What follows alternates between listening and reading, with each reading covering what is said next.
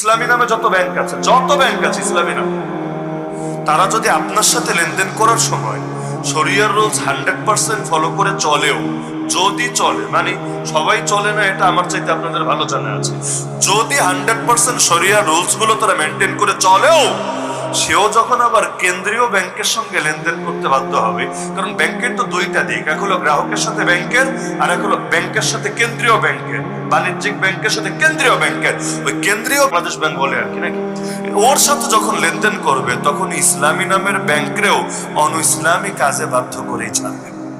তখন আর সেখানে সে শরিয়ার সবক শোনায়া, ইসলামের সবক শোনায়া পার পাবে না, ওই জায়গায় তারা 2 নম্বরে করতেই হবে। তাহলে দিন শেষে কি হচ্ছে, এই দেশে যতগুলো ব্যবসা প্রতিষ্ঠান আছে, বড় বড় ব্যবসা প্রতিষ্ঠান, কে সুদ ছাড়া ব্যবসা চালাচ্ছে আমাকে বলেন? বড় বড় শিল্পপতি যারা আছে, সুদ ছাড়া কে ব্যবসা করছে আমাকে বলেন?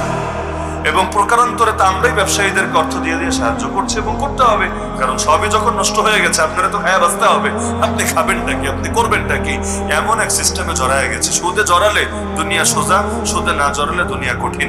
আপনি নিজের হালাল টাকা বাড়িতে জমায়া গাড়ি কেনেন, অথবা ঢাকায় গিয়ে গুলশান, ধানমন্ডি, বসুন্ধরা, উত্তরায় আপনি একটা ফ্ল্যাট কিনেন, হালাল টাকা, মাথার গাম পায়ে ফেলেন, দেখবেন 2 মাসের মধ্যে ইনকোয়ারিতে পড়ে গেছেন, কি রে এত টাকা পাইলে কোথায়, উৎস হিসাব দেন। ওই হিসাব দিতে দিতে, আর হিসাব দিতে গেলে তো একটু চা পানি খাওয়ার খরচ দেওয়া লাগে না? এই দেশে হজ করতে গেলেও ঘুষ ছাড়া পাসপোর্ট হয়।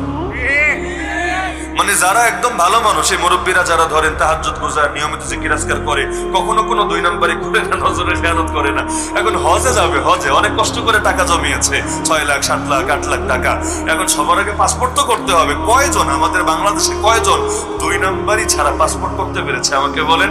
2 নম্বরই ছাড়া গাড়ির লাইসেন্স করতে পেরেছে আমাকে বলেন? কোন কষ্ট হয় এদেশে 2 নম্বরই ছাড়া?